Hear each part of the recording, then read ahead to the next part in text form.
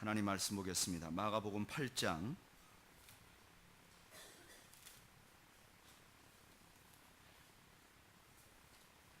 34절에서 9장 1절까지입니다. 마가복음 8장 34절에서 9장 1절까지.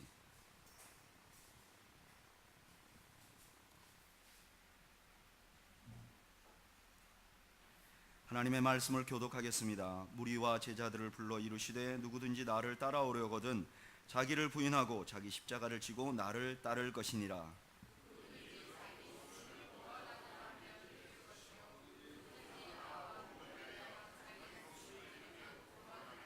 사람이 만일 온 천하를 얻고도 자기 목숨을 잃으면 무엇이 유익하리요? 누구든지 이 음란하고 죄 많은 세대에서 나와 내 말을 부끄러워하면 인자도 아버지의 영광으로 거룩한 천사들과 함께 올 때에 그 사람을 부끄러워하리라. 다 같이 보겠습니다. 또 그들에게 이르시되 내가 진실로 너희에게 이르노니 여기 서 있는 사람 중에는 죽기 전에 하나님의 나라가 권능으로 임하는 것을 볼 자들도 있느니라 하시니라. 아멘.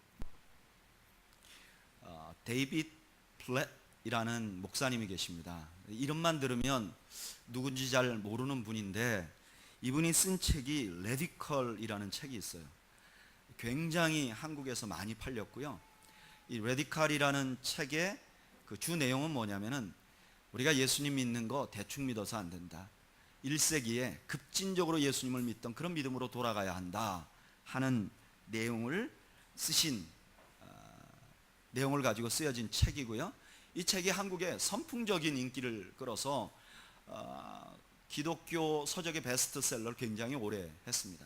이분이 그 레디컬이라는 책을 쓰고 나서 다음번에 쓴 책이 있는데 그 책이 Follow Me라는 책입니다. 나를 따라오너라 하는 그런 책을 쓰셨어요. 이 책 첫머리에 이런 이야기가 있습니다. 실제 있었던 이야기인데 이안이라는 한 여자를 등장을 시키는데 이 이안은요 자기가 살던 부족이 다 무슬림이에요. 그리고 그 무슬림이라는 사실을 굉장히 자랑스러워하는 부족에서 태어난 여자예요. 그런데 이 부족은 어느 정도로 무슬림인 것을 자랑스러워하냐면 자기 부족 중에 누군가가 무슬림을 떠나면 혹은 마음속으로 무슬림을 믿지 않고 있다는 사실을 알려지면 그 가족이 그 가족 구성원에 무슬림을 떠난 사람의 목을 당장에 잘라버리는 것을 굉장히 자랑스러워하는 부족에서 자라난 거예요. 그런데 어느 날 이 여인에게 누군가가 복음을 전합니다. 예수님께서 십자가에 달리셔서 너의 죄를 위하여 죽으셨다. 그런 얘기를 하는 거예요. 그러니까 이 여인이 그 얘기를 다 듣고 나니까 너무나 그 예수 그리스도에 대해서 관심이 많이 생긴 거예요. 그래서 이 여자가 이렇게 물어봤어요. 전도자에게. 그럼 어떻게 하면 그리스도인이 될 수 있습니까? 물어봤단 말이에요. 그 물음에 우리는 두 가지로 다르게 대답할 수 있다고 말합니다. 첫째는 뭐냐면은 자매님 그냥 이 자리에서 나를 따라서 기도해 주십시오. 예수님은 나의 구주십니다. 나는 죄인입니다. 나를 구원해 준 것을 감사합니다. 그렇게 하면 당장에 당신은 그리스도인이 될 수 있습니다. 이렇게 말하는 방법이 하나 있고 또 하나는 진실을 말해주는 거예요. 지금 당신이 예수 그리스도를 따르면 그 고백이 당신을 죽일 수도 있습니다. 물론 당신이 예수 그리스도를 영접하면 그 후에 누릴 영광이 굉장히 큰데 그러나 분명한 것은 당신이 이 고백을 하자마자 당신은 엄청난 고난에 직면하게 될 것입니다. 그래도 예수님을 믿겠습니까?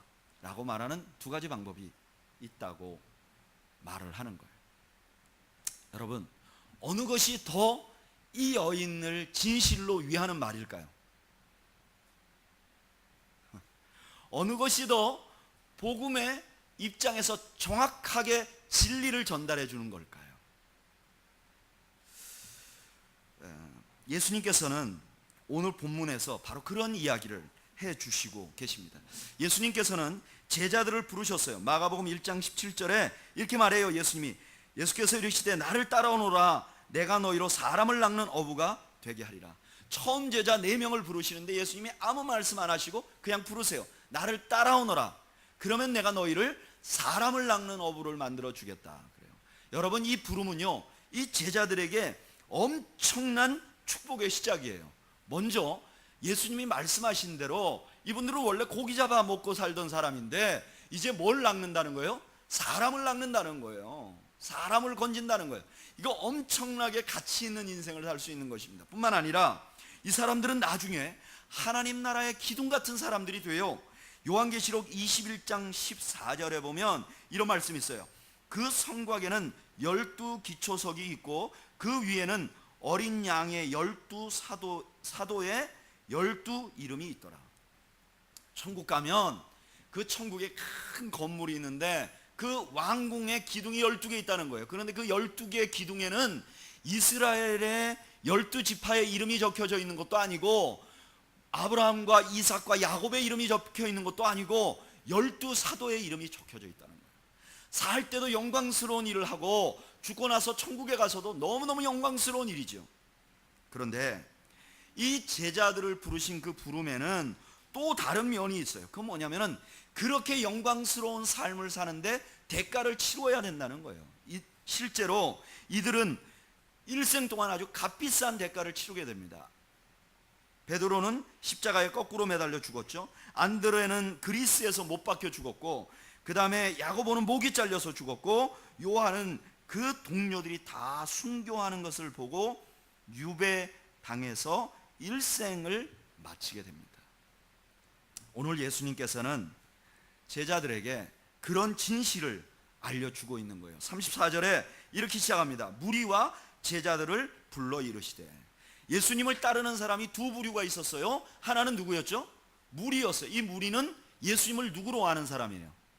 지난주에 설교를 들었는데 엘리야나 선지자 중에 한 사람으로 알았던 사람이에요. 그리고 제자들이 있었어요. 이 제자들은 어떤 사람이죠? 예수님을 그리스도로 안 사람들이에요. 그런데 지금 예수님께서 두 부류의 사람을 다 똑같이 취급하면서 불러요. 왜 그럴까요? 진짜 진실로 아주 중요한 것을 둘 다 몰라요. 뭘 모르죠? 예수님은 십자가에 죽으셔서 부활하셔야 될 분이다. 이걸 모르는 거예요. 그 두 부류의 사람들을 예수님이 다 부르는 거예요. 그리고 이렇게 말합니다. 나를 따라오려거든. 이 말은 마가복음 1장 17절에 예수님이 제자들을 부를 때 말씀하고 똑같은 말씀이에요. 나를 따라오너라. 그 말씀을 그대로 예수님이 이렇게 말씀하시는 거예요. 나를 따라오려거든. 너희들에게 이미 말씀한 대로 따라오려거든. 이렇게 말해요. 그런데 이 말씀 속에는 처음에 마가복음 1장에서 말씀하시던 말씀과 또 다른 의미가 하나 포함되어 있어요. 뭐가 포함되어 있죠? 처음 예수님께서 나를 따라오려거든 할 때 제자들에게 예수님은 선생님이요 메시아일지도 모르는 위대한 선지자였어요.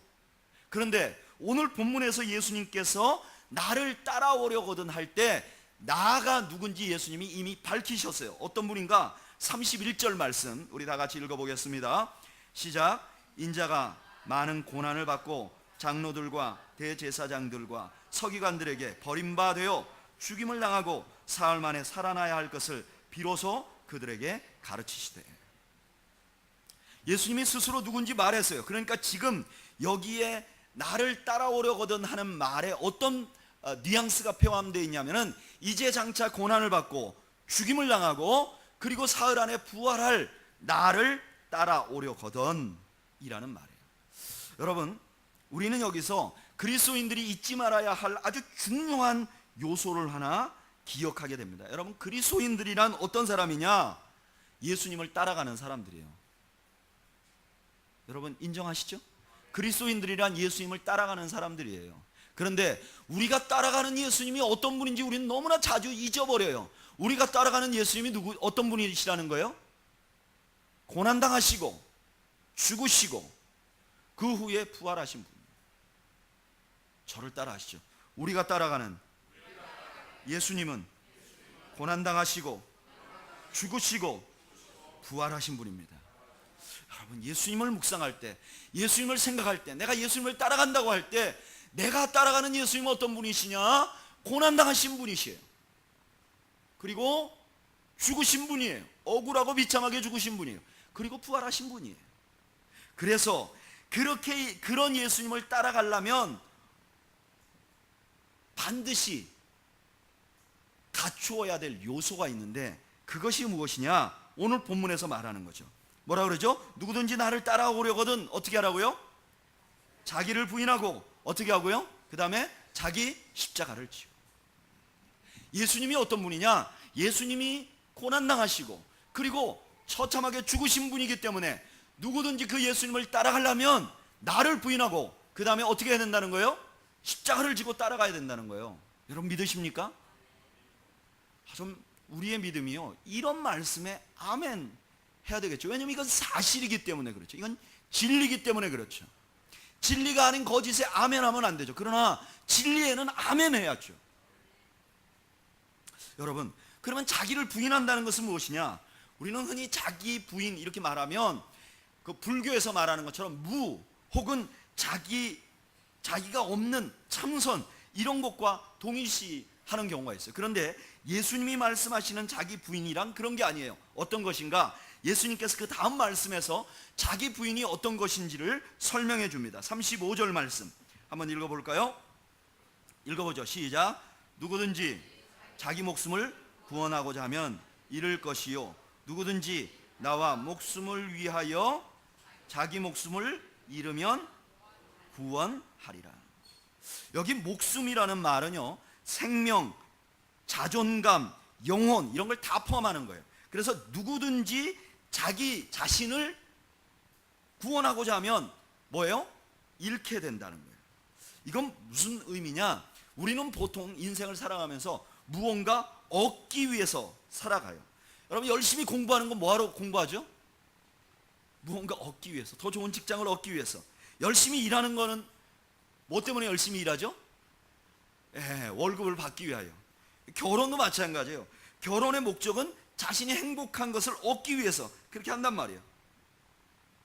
이런 사람들은 주님도 그렇게 생각해. 왜 주님을 믿느냐 그러면 내가 행복하기 위해서, 내 마음이 편하기 위해서, 내가 고난을 잘 이기기 위해서, 자신이 원하는 것을 얻기 위해서 주님을 사용한다는 거예요. 그런데 그렇게 되면 모든 것을 잃게 된다는 거예요. 언제 잃게 되죠?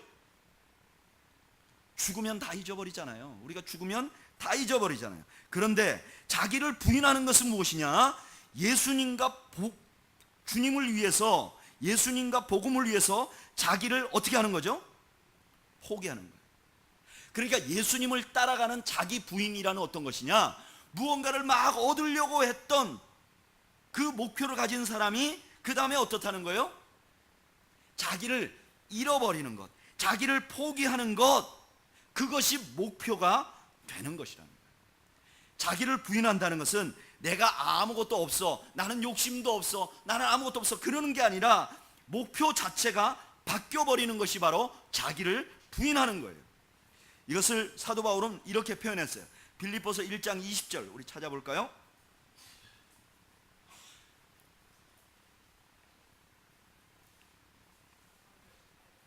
(318페이지)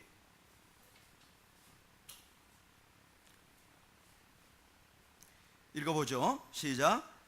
나의 간절한 기대와 소망을 따라 아무 일에든지 부끄러워하지 아니하고 지금도 전과 같이 온전히 담대하여 살든지 죽든지 내 몸에서 그리스도가 존귀하게 되게 하려 하나니. 아멘. 그 전에는 사도 바울이 자기의 영광을 위해서 살았는데 이제는 누가 존귀하게 되는 것을 원한다는 거예요. 그리스도께서 존귀하게 된 것을 원한다는 거예요. 이게 바로 자기 부인이라는 거예요. 내가 그전에는 내가 무언가를 얻으려고 하고 나를 위해서 살았는데 이제는 복음을 위해서 내 것을 포기하고 또는 복음을 위하는 것이 가장 좋은 것임을 알게 되는, 목표가 바뀌어지는 그런 삶이 바로 자기를 부인하는 삶이라는 거예요. 예수님은 이것을 어떻게 표현하셨는가? 예수님께서는 밭에 감추인 보배의 비유로 말씀하셨어요. 어떤 사람이, 복음은 무엇이냐? 어떤 사람이 밭을 가다가 밭 안에서 뭐를 발견했어요? 보화를 발견했어요. 그러니까 자기가 생각해 보는 거예요. 이 보화가 더 중요한가? 아니면 내가 있는 재산이 더 중요한가? 보화가 더 중요하다는 결론을 내리고 가서 어떻게 하는 거죠? 자기의 전 재산을 팔아서 돈을 가지고 와서 그 땅을 사버리는 거죠. 그 보화를 사버리는 거죠. 이게 바로 예수님을 믿는 것이라는 거예요. 여러분, 저는 여러분들이 인생의 목표가 바뀌는 은혜가 있기를 주님의 이름으로 축원드립니다. 우리가 추구하고 우리가 얻으려고 하는 것은 대부분이 우리가 이 땅에서 생명이 떠나갈 때 다 없어지는 것들이, 그렇게 한시적이고 없어지는 것이 아니라 영원한 것을 위하여 투자하고 영원한 것을 얻는 것을 기뻐하는 것, 이것이 바로 뭐예요? 자기를 부인하는 것이라는 거예요. 제가 지난번에 그 필리핀에 비전 출입을 갔다 왔잖아요. 그때 갔다 오면서 거기 같이 간 멤버 중에 한 사람이 자기 아들과 함께 온 분이 있었어요. 이 남자분은 제 생각에는 한 70세 정도 되는 것 같고요. 아들은 지금 30세 중반, 초반 정도 되는 것 같아요.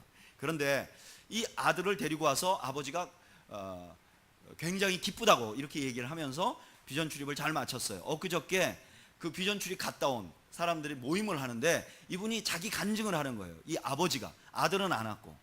무슨 간증을 하느냐, 자기 아들이 원래 다른 전공을 했는데 운이 굉장히 좋아서 그 광고 회사에 들어가게 됐대요. 그런데 광고 회사에 들어가서 거기서 어떻게 자기 재능을 잘 발휘해서 거기 사장님께 인정을 받게 됐다는 거예요. 그래서 그 사장님이 나중에, 이제 오너는 아닌데 그 사장님이 나중에 회사를 따로 차리면서 자기 아들을 데리고 갔다는 거예요. 그래서 그 광고 행사가 처음에는 좀 어려웠는데 지금은 한국의 이 텔레비전에 나오는 모든 광고를 찍는 그런 광고 회사 중에 넘버원, 제일 수주를 많이 하는. 그래서 뭘 했느냐고 물어보니까 소나타 그 시리즈를 다 이 회사에서 만들었다는 거예요. 그리고 그 외에 이 광고 회사는 뭐 광고 서로 찍어달라고 하는 그런 회사가 됐다는 거예요. 이 아들이 그런 광고 회사에서 아주 책임 있는 일을 하니까 이 광고를 하나 찍으면 뭐 그 단위가 엄청나답니다. 그래서 광고 하나를 찍어서 그게 잘 되면 이 회사에서 뭐 아들에게 보너스로 뭐 1억을 주고 이렇게 연예인 같이 그렇게. 그래서 지금 30대 초반인데 돈을 엄청나게 번다는 거예요. 그리고 결혼할 상대도 이미 정해져 있고. 그런데 아버지가 보기에 이 아들이 돈을 자꾸 버니까 이제 좀 부자하고 혹은 연예계에 있는 사람들을 자꾸 만나니까 파티 같은 것도 가고 그러다 보니까 어려서는 절대 술을 입에도 안 대던 아이가 요즘에는 와인을 한 잔씩 한다는 거예요. 그리고 돈을 많이 버니까 자기가 보기에는 아주 시덥지 않은 옷을 입고 사갖고 오는데 그 옷이 어떤 때는 300만 원짜리 옷을 사갖고 입고 온다는 거예요.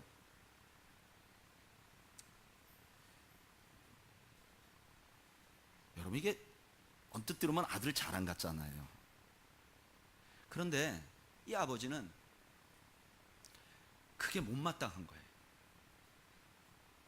그래서 아들이 장성하니까 말은 할 수가 없잖아요. 그러니까 매일 기도를 한 거예요. 뭐라고 기도했느냐, 하나님 이 아들을 살려주십시오. 이대로 가면 안 됩니다. 이대로 가면 안 됩니다. 그런데 어느 부모님이 자식이 망하기를 원하겠어요. 그러니까 더 간절히 기도하는 거예요.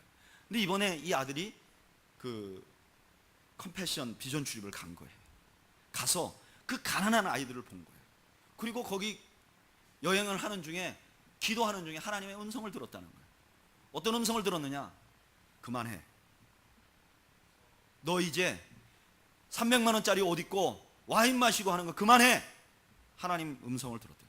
그래서 아들이 오면서 그러더라는 거예요. 나 하나님이 그만하라 그랬기 때문에 일은 내가 하지만 내가 이제 와인 안 마시고, 와인을 마시고 안 마시고는 중요하지 않아요. 그럼 그 아들이 결단하는 거죠. 안 마시겠다. 그리고 300만 원짜리 400만 원짜리 옷 안 입겠다 결단한 거예요. 아버지는 그 아들이 승승장구해서 성공하는 것보다 이것이 너무너무 기뻐서 자기가 결단했다는 거. 뭘 결단했나? 난 이제 남은 인생은 이 컴패션에 헌신하면서 보내기로 결단했습니다. 자기 아들이 변한 겁니다. 여러분, 예수님을 따라간다는 것은, 자기를 부인한다는 것은 어떤 것이냐, 진짜 중요한 것에 가치를 두고 그것에 매진하고 그렇지 않는 것에 기쁨을 갖지 않는다는 것, 목표가 바뀌는 것을 의미하는 거예요. 예수님을 따라가려면 어떻게 해야 되느냐, 목표가 바뀌어야 된다는 거예요. 세상 사람들이 좋아하는 목표와 똑같은 목표를 가져서는 안 된다는 거예요. 두 번째, 자신을 부인한다는 것은 어떤 것이냐? 38절에 나옵니다. 한번 38절 읽어볼까요? 읽어보죠. 시작. 누구든지 이 음란하고 죄 많은 세대에서 나와 내 말을 부끄러워하면 인자도 아버지의 영광으로 거룩한 천사들과 함께 올 때에 그 사람을 부끄러워하리라. 아멘. 죄 많고 음란한 세상이란 하나님을 인정하지 않는 세상이에요. 그런데 거기에 살면서 주님을 부끄러워한다는 거예요. 여러분 주님을 부끄러워하십니까? 주님 부끄러우세요? 안 부끄럽죠. 여기 온 사람들은 주님이 안 부끄러울 거예요. 그런데 존 메가더라는 목사님이 계세요. 굉장히 유명한 분이세요. 이분이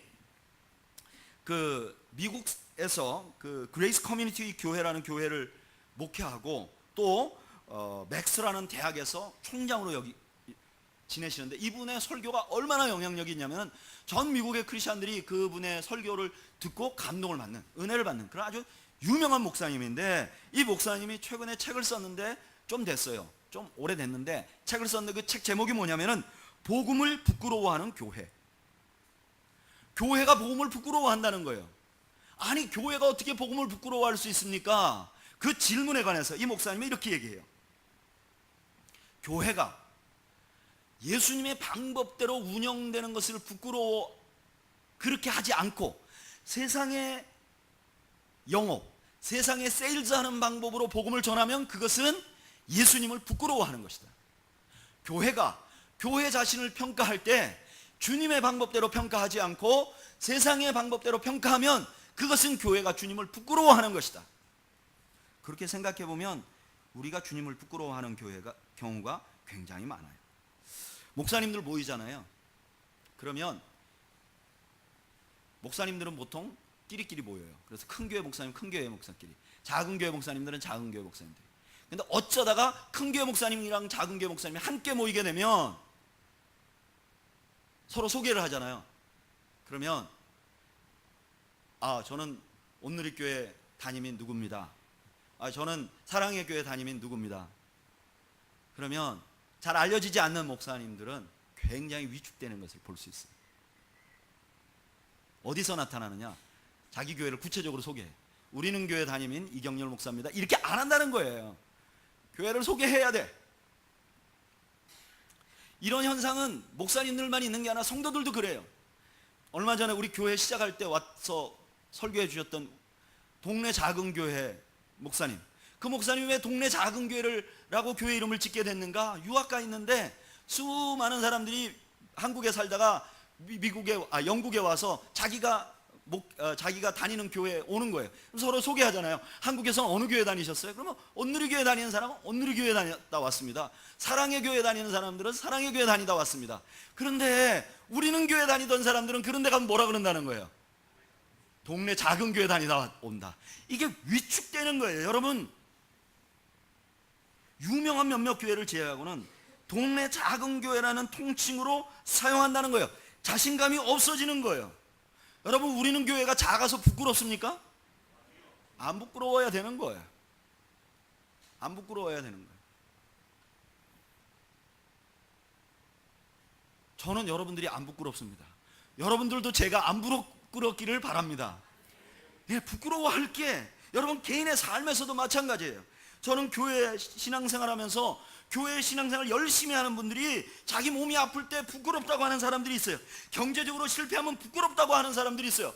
여러분, 교회 다니면서 경제적으로 실패한 게 부끄러운 게 아니라 부끄럽게 사는 것이, 주님을 부끄러워하면서 사는 것이 부끄러운 것임을 믿으시길 바랍니다.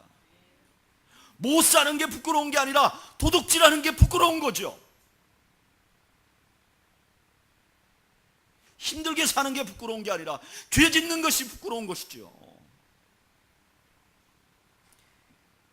자기를 부인한다는 것은 무엇인가? 주님이 부끄러워하는 것에 부끄러워하고 주님이 자랑스러워하는 부분에 자랑스러워하는 것, 가치관 자체가 바뀌는 것을 의미하는 것입니다. 사도 바울은 이것을 어떻게 말했느냐? 빌립보서 3장 8절 우리 한번 읽어볼까요?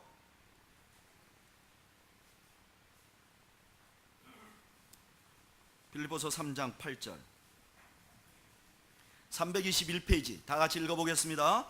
321페이지 신약 읽어보겠습니다. 시작. 또한 모든 것을 해로 여김은 내 주 그리스도 예수를 아는 지식이 가장 고상하기 때문이라. 내가 그를 위하여 모든 것을 잃어버리고 배설물로 여김은 그리스도를 얻고. 무슨 말이죠? 자기가 알고 있었던 거 그 전에 많이 있었잖아요. 사도 바울이 누렸던 거 많이 있잖아요. 지식도 많이 있었잖아요. 그런데 예수님 만나고 나니까 그 전에 하던 거 다 뭐였다는 거예요?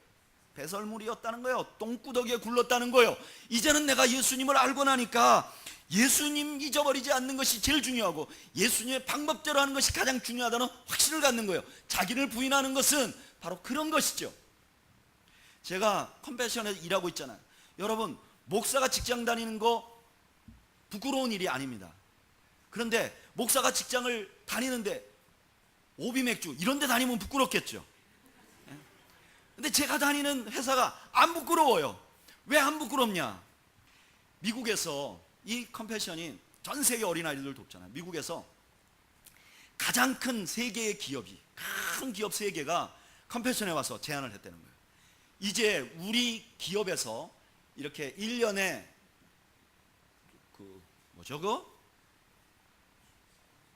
도와주는 거, 스폰서, 하여간 도와주는 거, 그 회사들마다 세금을 적게 내려고 이제 가난한 사람 도와주는 거 일정 부분을 해야 되는데 이걸 다 컴패션에 드리겠습니다.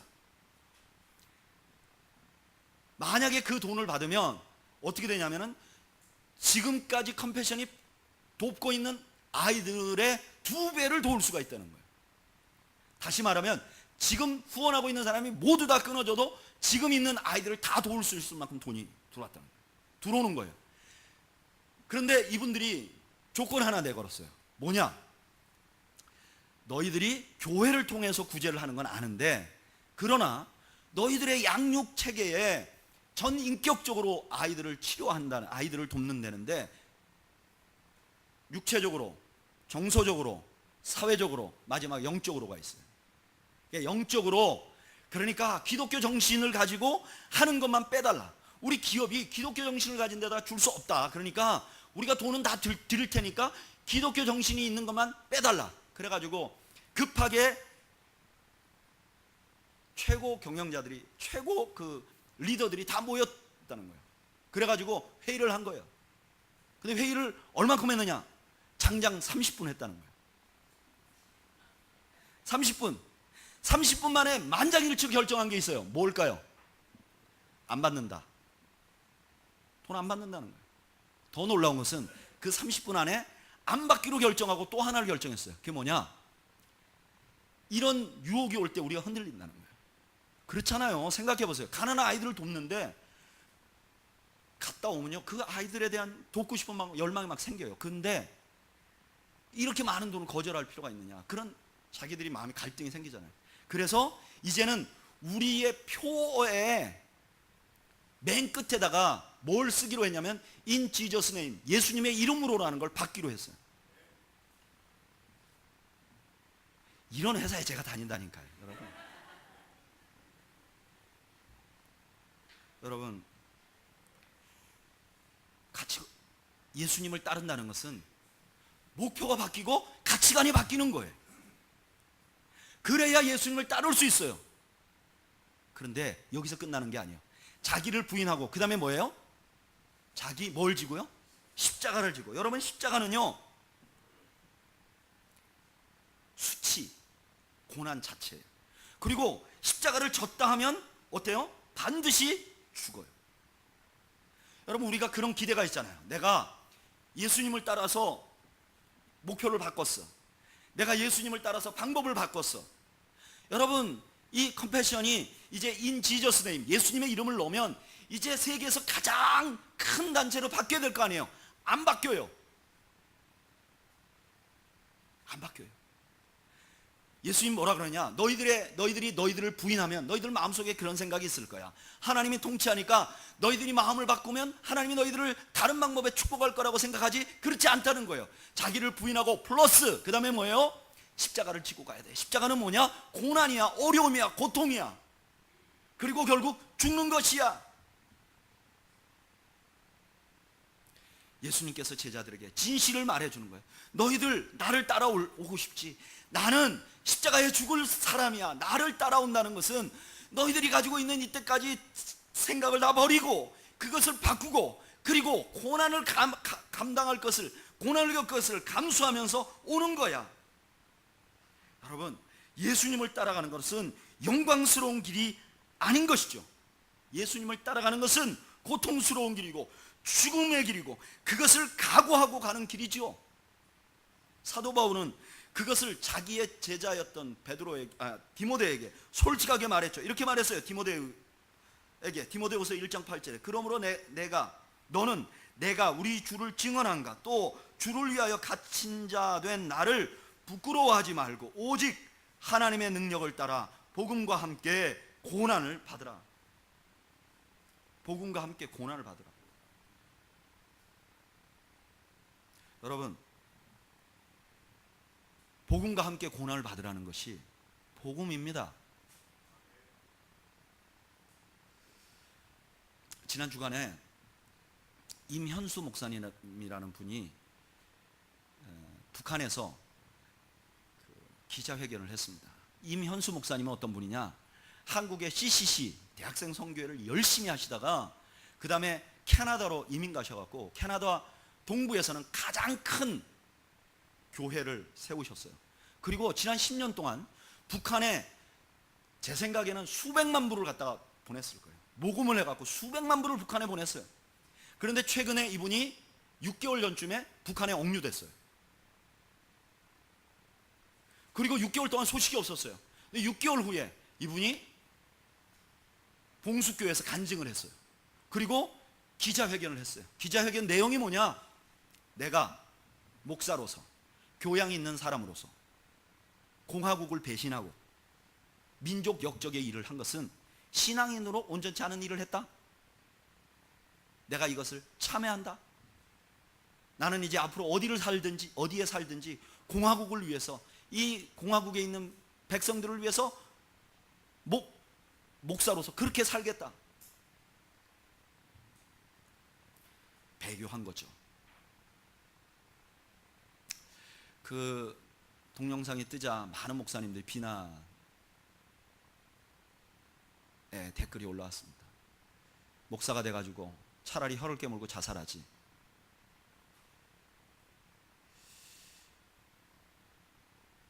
그런데 저는 그 동영상을 보면서 내가 북한에 갔으면 어떻게 됐을까? 만약에 우리는 교회 성도들이 끌려가면 몇 분이나 진짜 죽어버릴까?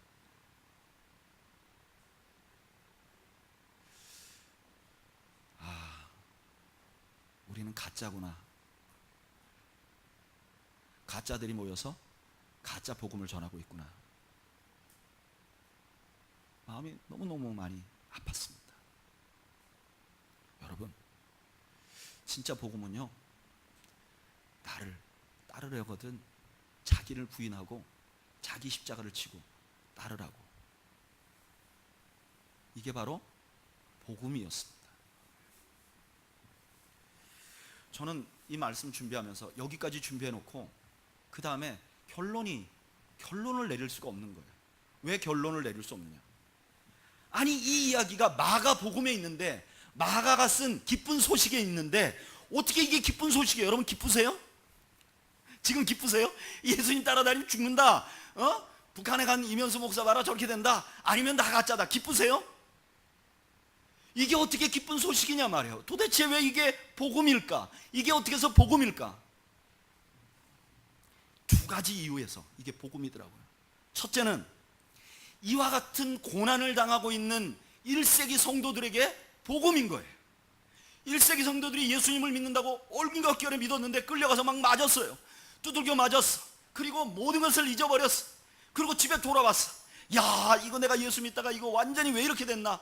그런데 마가복음의 이 말씀은 이렇게 말하는 거예요. 그래, 네가 지금 제대로 가고 있는 거야. 너가 가는 길이 올바른 거야. 너가 가는 길이 예수님 같이 가는 길이야. 너는 잘하고 있는 것이야. 그래서 그 사람들이 이 복음을 들으면 기쁨이 되는 거예요. 여러분들에게 제가 이때까지 말씀드렸던 일이 왜 복음같이 느껴지지 않았는가? 이유는 내가 주님을 위해서 이때까지 예수 믿었는데 뭐 하나 포기한 것도 죽은 것도 없기 때문에 그런 거예요. 내가 진짜 가슴 아프게 잃어버린 것이 있다면 이 말씀이 기쁨이 돼야죠. 그래, 그렇지. 내가 그때는 힘들었는데, 내가 그때 주님 생각하고 잘 살아왔는데 보니까 이게 제자 되는 길이었구나.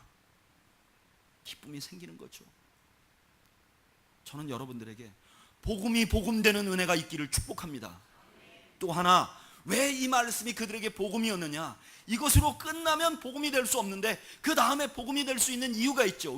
왜냐하면 예수님께서 십자가에 달려 죽으시고 그 다음에 고난당하시고 그게 끝이 아니라 그 다음에 어떻게 하셨죠?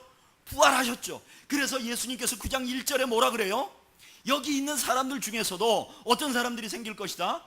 내가 영광스럽게, 하나님 나라가 영광스럽게 이 땅에 임할 것을 보게 될 것이다. 여러분, 우리가 이 고난을 겪어야 되는 것, 더 놀라운 가치를 가져야 되는 이유는 첫째, 우리가 이 땅에서 그렇게 할 때 하나님 나라의 임재를 경험할 수 있기 때문에 그래요. 여러분, 하나님 나라는 능력이 있어요. 하나님 나라는 놀라운 은혜가 있어요. 그런데 우리가 작정하고 달려들기를 내가 예수 믿어서 복 받겠다고 달려드니까 하나님 나라가 주는 엄청난 영광을 누리지 못하는 거예요. 못하는 거예요. 두 번째, 이렇게 따라가면 뭐가 좋은가? 오늘 말씀해 보면 우리 주님께서 우리를 어떻게 하지 않겠다 그랬죠? 부끄러워하지 않겠다 그랬어요. 너희가 나를 부끄러워하지 않으면 나도 너를 부끄러워하지 않겠다 그랬어요. 여러분, 여기 성경에 부끄럽다 하는 말씀은요, 하나님이 부끄러워한다는 말씀은 심판입니다.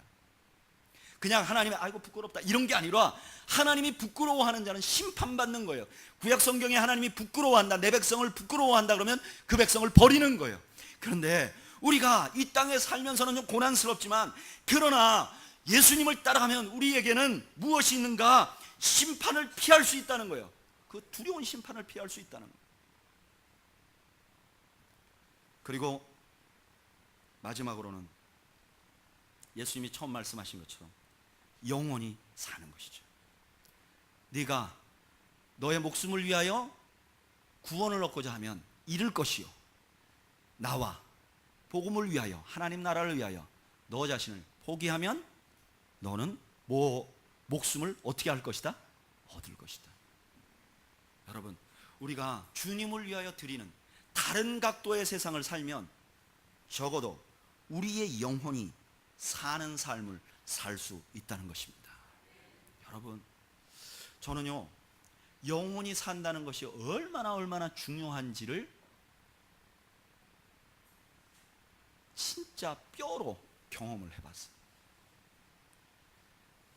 잠을 13시간을 자고 일어나서 운동을 하고, 그래도 영혼이 힘들면 숟가락에 음식이 목구멍으로 안 넘어가죠. 육체가, 우리가 영혼과 육체로 되어 있는데 영혼이 아프면 육체가 감당을 해내지 못하는 것이잖아요. 반대로 육체가 좀 아파도 영혼이 기쁘면 우리가 그것을 극복해 나갈 수 있잖아요. 그런데 주님이 말한 대로 살면 육체가 아니라 영혼이 산다는 거예요. 영이 산다는 거예요. 우리 안에 있는 영이 산다는 거예요. 이것은 사람들이 돈을 주고 살 수 없는 거예요. 아무리 돈을 많이 벌어도 공허한 삶을 살고 그 안에 참 기쁨을 못 누리는 삶, 그런 삶으로부터 벗어날 수 있다는 거예요. 그걸 바라보면 예수님의 이 말씀이 기쁨이고 감격이죠. 여러분, 예수님의 제자가 된다는 것은 단순하게 우리가 생각하는 것 이상의 축복을 눈앞에 둔 것입니다.